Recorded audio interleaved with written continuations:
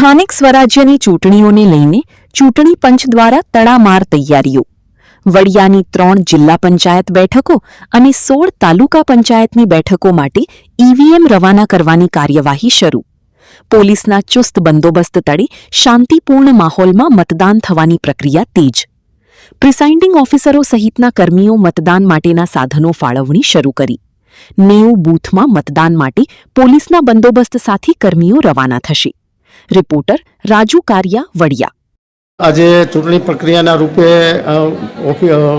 ચૂંટણી અધિકારી તરીકે તમે શું કહેશો?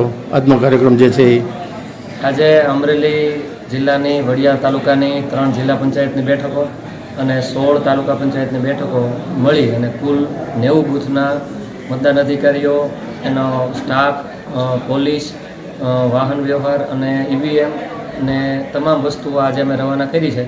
બપોર સુધીમાં તમામ બૂથ ઉપર પહોંચી જશે અને પોતાની તૈયારીઓ કરશે અને કાલ સવારથી મતદાન ચાલુ થશે. Thank you sir.